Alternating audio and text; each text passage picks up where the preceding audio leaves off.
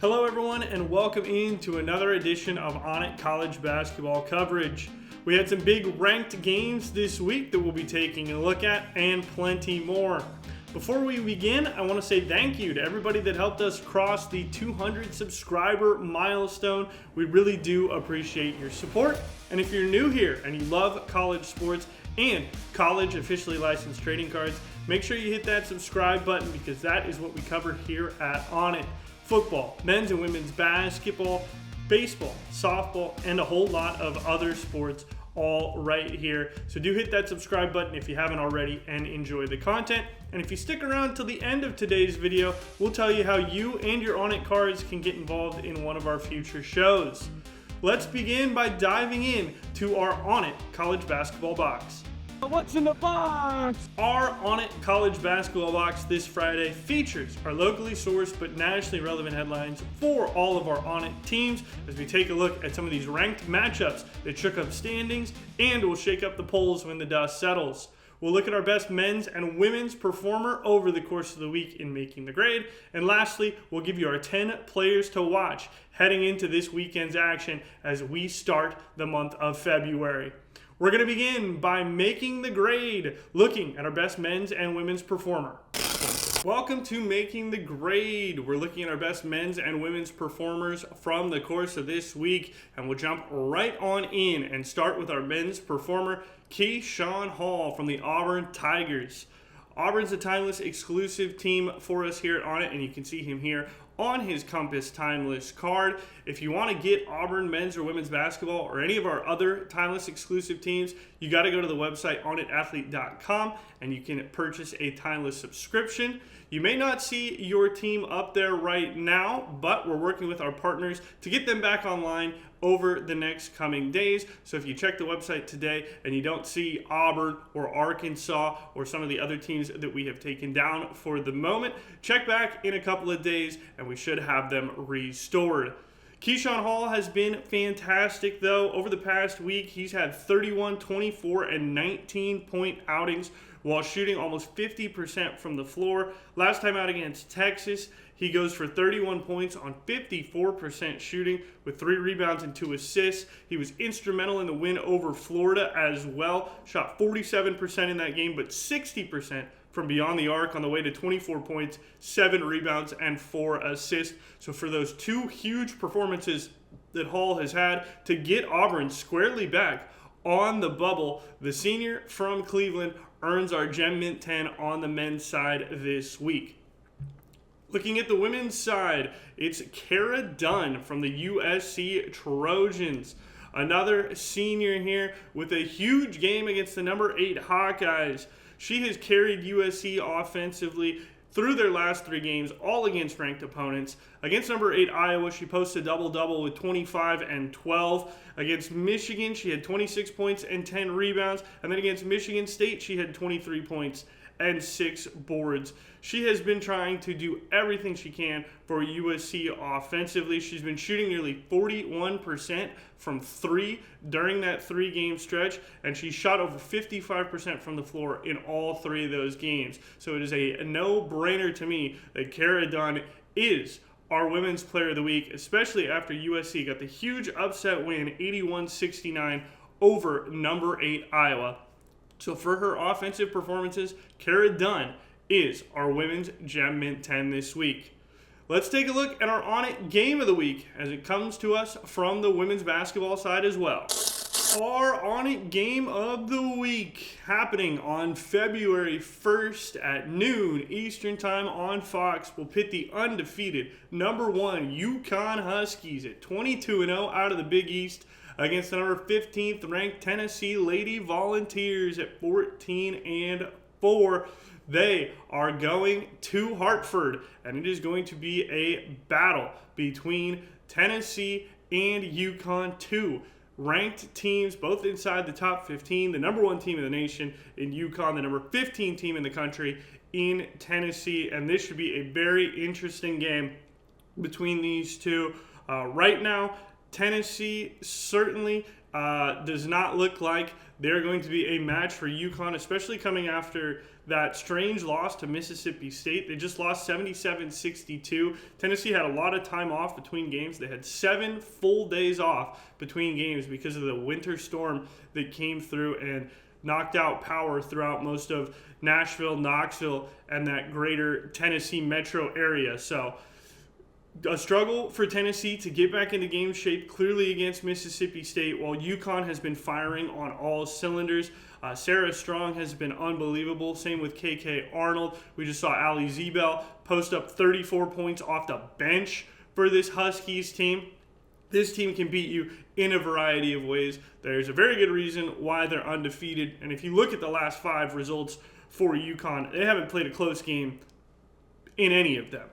Xavier, they beat them by 60 points. Seton Hall, they beat by 40. Georgetown, they beat by 41. Notre Dame, they beat by 40. And then they beat Villanova by 50. Their average margin of victory over these games is more than 40 points. Like, UConn is running through teams at the moment on the women's side. That's what they've done for a long time, of course, but it's clearly evident throughout this Big East schedule that nobody is a match for UConn. In fact, they just won their 50 consecutive Big East Conference game. That's how dominant the Huskies have been in this conference. And Tennessee was off to a great start in the SEC.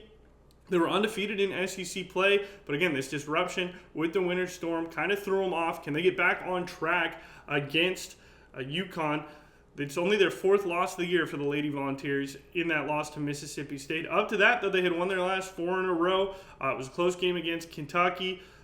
Took out Alabama, beat Arkansas by a large margin, and then in the first meeting they had against Mississippi State, they beat them by 10 points. So to come back and lose by 16 in the rematch, especially at home, they won on the road by 10 points, and now they lose in the rematch at home by 15. You can definitely tell that time off has affected them.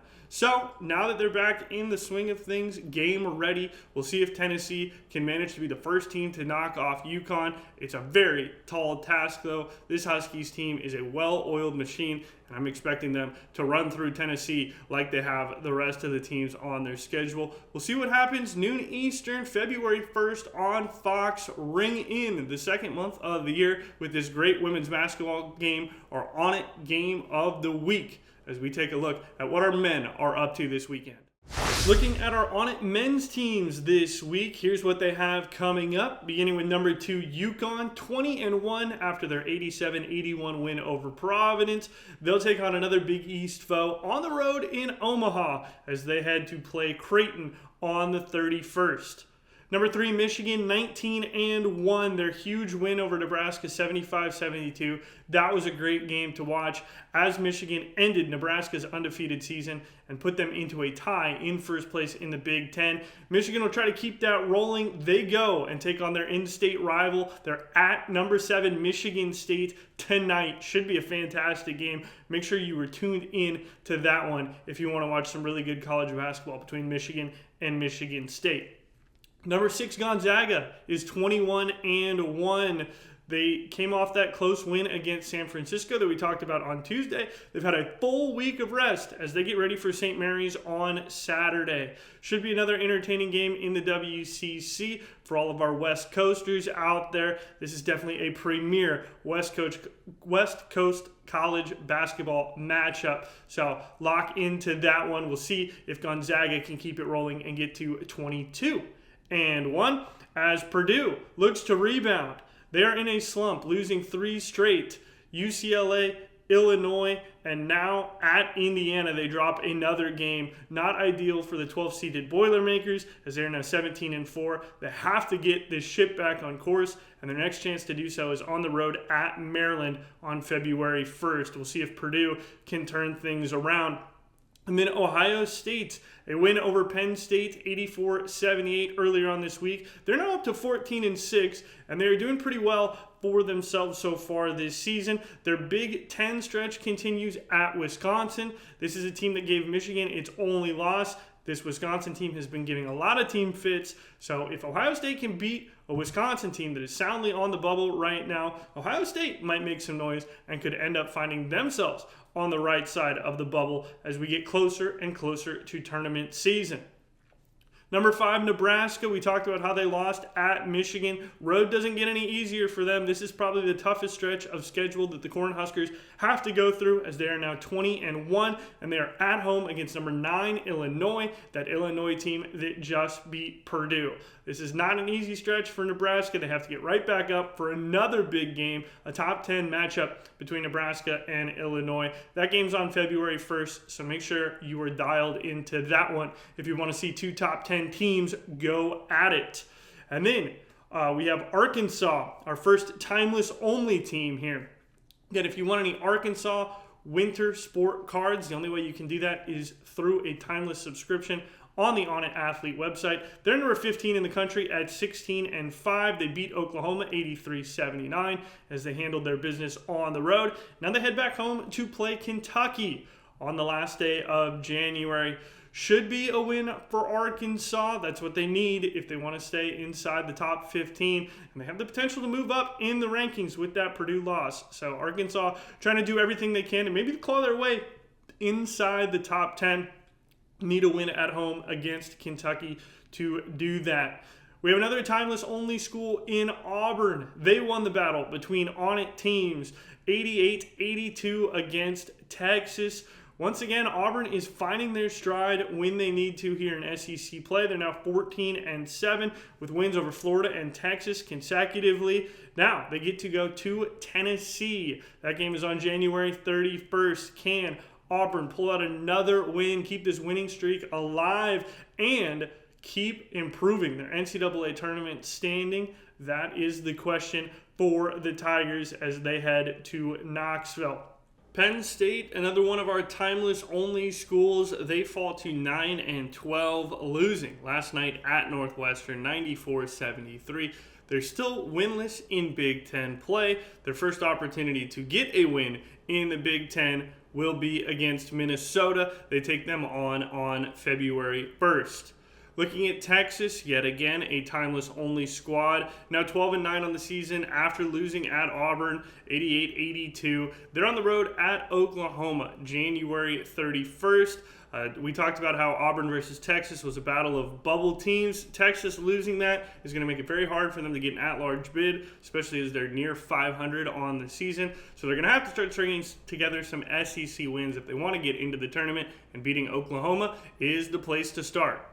Texas A&M, another one of our timeless only teams, 16-4 after thoroughly handling South Carolina. 92-69 the win for the Aggies as they took care of business. They will be on the road at Georgia on January 31st as well. So Texas A&M trying to continue their winning streak in the SEC there. Improved to 17-4. They have a pretty good resume. And once again, like a lot of our ONIT teams, they would be on the verge of a big-time Selection Sunday appearance as an at-large if they can keep up this winning streak in the conference. Then we have UCLA, not a timeless only team, but a winter sport variety team. 15-6 on the year, just took care of their business against Oregon, 73-57. They are going home now, back to LA, where they will play Indiana on the last day of January as they welcome in the Hoosiers, who have really been struggling this season on the basketball court after all that success they had on the football field. And then our last team, another timeless only team in the form of the West Virginia Mountaineers, after losing to Arizona on the road, get back on track at home, beating Kansas State 59-54 in a defensive slugfest. This game was really about the defense. They will welcome in Baylor at home once again on January 31st. That's how they will finish the first month of the year. And that is what our men's teams are up to this weekend. Let's take a look at what our women's teams are doing over the course of this week and weekend. On the women's side, we have a couple of ONIT versus ONIT matchups to kick us off here this weekend. We'll start by taking a look at number 3, South Carolina, coming off their win against Auburn on Thursday night. That was a 30-point victory for South Carolina as they bounced back rather easily from their loss a couple games ago to Oklahoma. They beat Auburn by 30. Now they get Texas A&M on the road in College Station. South Carolina 21-2 going in there, while Texas A&M is 8-9. They just lost last time out on Thursday night, 85-58 at Oklahoma, so they'll be glad to be back home in Texas. But this is not easy. Oklahoma, a ranked team, the team that beat South Carolina most recently. Texas A&M just got handled by them. Even in their home gym, it's not going to be an easy task to beat this South Carolina team, so we'll see what happens. That game is on February 2nd. Number 3, South Carolina, traveling to Texas A&M. And then our other ONIT game that features 2 teams playing one another comes to us out of the Big Ten, as Ohio State, number 11 in the country at 18-3, will welcome in Nebraska, a team who just got dumped out of the polls last week and is trying to make a statement to get back inside the AP Top 25. Nebraska took care of their business against Northwestern, 89-73 on Wednesday. Same can be said for Ohio State. They beat down on Wisconsin, 81-58 on Thursday.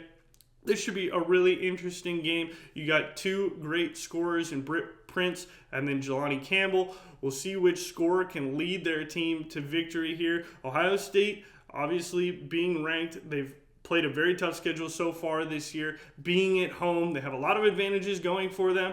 But this is kind of a make-or-break situation for Nebraska. A win here would certainly vault them back inside the top 25, and it would do a lot of good for their NCAA tournament standing as well, whether that's as an at-large or giving them confidence going into the Big Ten tournament to say, hey, we've beaten one of the top teams in this conference in the regular season, and we'll do it again in the tournament. So we'll see how that game shakes out. Definitely looking forward to that one. Another game we're looking forward to, an in-state rivalry, a classic between number 9 Michigan and number 13 Michigan State. This game will be on the road in East Lansing for the Wolverines. Michigan's 18-3 on the year as well. Just beat down on Indiana 95-67. Now they get Michigan State on February 1st. Just like on the men's side, both Michigan and Michigan State are playing in men's and women's, so it's a great rivalry weekend if you're a fan of Michigan. Looking forward to this game as well. Olivia Olson has been awesome for Michigan. We'll see if she can keep that up. She just scored a season-high 27 points in the win at Indiana, and she is going to be imperative if Michigan wants to win this game against Michigan State.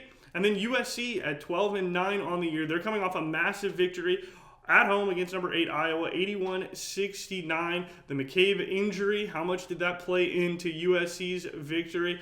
Iowa's definitely a different team without her, but either way, great win for the women of Troy. And now they get Rutgers on February 1st, another game that USC should be able to win if they can start stacking some of these Big Ten wins. Again, once the conference tournament rolls around, you can have a lot of confidence going in. If you can look across the court and say, hey, we beat you in the regular season and we're going to do it again right here. So another opportunity for USC to start stacking some of those wins, maybe improve their at-large resume. I know it's tough at the moment with the current record, but they're playing a lot of good teams. So as many wins as they can pile up could always help them get in. Then we got number 2 UCLA as we keep it in LA. UCLA 21 on the season. They are coming back home after beating Illinois 80-67, and they are getting that number 8 Iowa team. So it's number 2 versus number 8 in Los Angeles. Should be a fantastic game. I know UCLA will be very confident after seeing what their crosstown rivals just were able to do to Iowa. So UCLA should be licking their lips at this game, trying to take advantage of a hobbled Iowa who's staying out on the West Coast. So that's definitely a game to keep your eyes on there on February 1st as well. And then we have another top 10 matchup. Tons of great matchups on the women's side this week. Number 4, Texas, our first timeless only school. Again, you can check the website onitathlete.com if you're looking for a Texas timeless subscription. They are 20-2 with a 20-point win over Florida on Thursday. That was in Gainesville, 88-68. And now they are at home against number 10, Oklahoma. That game's coming to us on February 1st. Going to be a great day for college basketball on February 1st. You got UConn, Tennessee, you got UCLA, Iowa, you got Texas, Oklahoma. That's 3 top 10 matchups right there coming to us. So definitely be locked in on February 1st to some women's basketball, because this is going to be some elite hoops. But Texas trying to take down Oklahoma. Oklahoma's riding a win streak, especially running hot after the win over South Carolina. Texas at 20-2 on the year wants to keep it going. Texas did beat South Carolina earlier this season as well, so they have that blueprint. We'll see how this game plays out. Texas doesn't take a whole lot of threes, so if they find themselves down against this Oklahoma offense, it might be hard for them to come back. So that is one thing I'd be keeping my eye on in this game.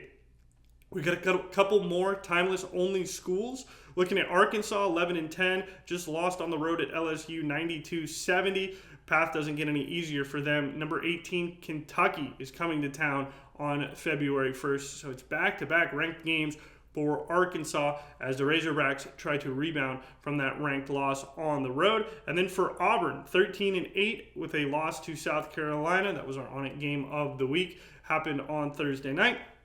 They lost that one by 30 points. It also stays tough for them. They're at Ole Miss, number 17 in the country, on February 2nd. So Auburn trying to get a big upset, again, potentially boost their standings when it comes to an at-large bid. The SEC is such a deep conference, so tough. Every conference game feels like a tournament game. So if you can win any of them, it'll give you a lot of confidence going into your conference tournament, and then potentially just improving your standing with the committee, because you are playing a ranked team nearly every single week. And then lastly, on the women's side, Penn State, 7-15 on the year, lost on Wednesday night, 87-66 against Minnesota at home. They're looking for a Big Ten win at Purdue. That game is coming up on February 1st, and that is what our women's teams are doing this weekend. A lot of great games, a lot of big-name players that are going to be making an impact, and that's why we're going to give you our 10 players to watch. These are our players to watch here this weekend. 5 men, 5 women who I think are going to have a big impact in their game. Starting off with Graham Ike with Gonzaga. They had some time off. Ike has been one of the most consistent players for the Zags this season. And as they take on a St. Mary's team that has always given them fits in the past, I think Ike is going to be the guy that Gonzaga turns to, so keep an eye on him. Talasia Cooper against UConn. She's the leading scorer for Tennessee. She's going to have to pour in the points if Tennessee's going to beat UConn. It's really as simple as that for her and the Lady Volunteers. Terrace Reed Jr. for UConn. He's been a great player. I mean, he does it all. Scores, rebounds, defends. Just a true two-way player going up and down the court. So keep your eye on him as UConn looks to stay right behind Arizona in that number 2 spot as they keep winning. Kara Dunn, we talked about her making the grade. Just such an impactful player for USC. The offense that she provides for the Trojans is second to none. I mean, she is the scorer for that team right now. So as they take on Rutgers, she's one to keep your eye on, see if she can continue this string of 20-point games. And then Jamarcus Lawrence for Nebraska had a really solid game for them against Michigan. They were so close to pulling out that win and keeping the undefeated season.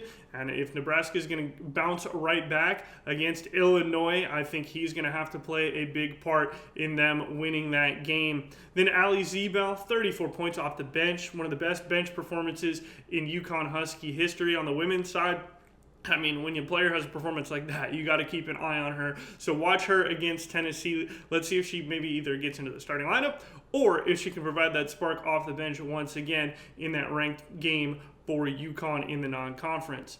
Then Ade Mara for Michigan, one of their best performers in the win over Nebraska. When you peel back the surface a little bit deeper from Michigan and you remove the gaze on Lendenberg and Morez, Mara is really the person that makes this team tick when they are needing it the most, when they get into tough situations.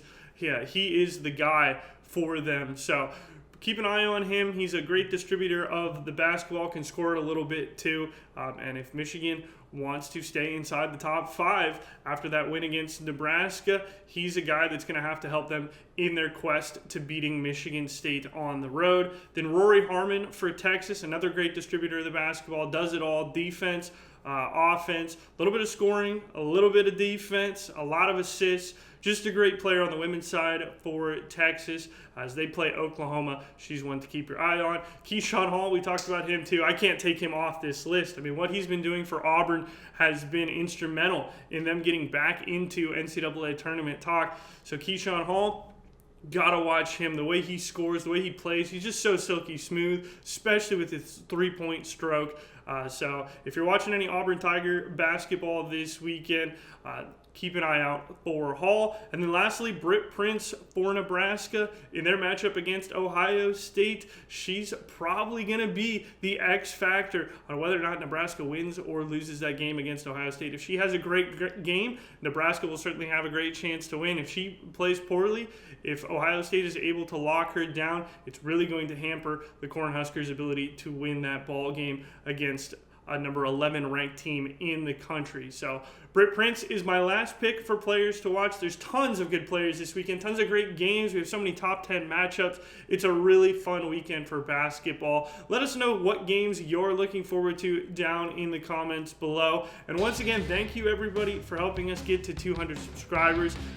We really appreciate it. You don't know how much it means to us as we continue to work on growing this channel and covering college sports in a way that not many other people do. As we cover it all here at ONIT, we try to cover as many teams as possible inside our ONIT branch. And if you pull any of these teams' cards and want to share them with us or share them with the rest of the community, you can go to the link down below. We'll show off your hits. We'll have a Pulls of the Week section, whether it's football, basketball, timeless. Send them in to us, submit your clips. It'll also be in the description for you, and we'll get that going. So thank you everybody for watching. Thanks so much for 200 subscribers. Hope you have a great rest of your day. Enjoy your weekend, and we will see you back here on Tuesday, taking a look at more college basketball action.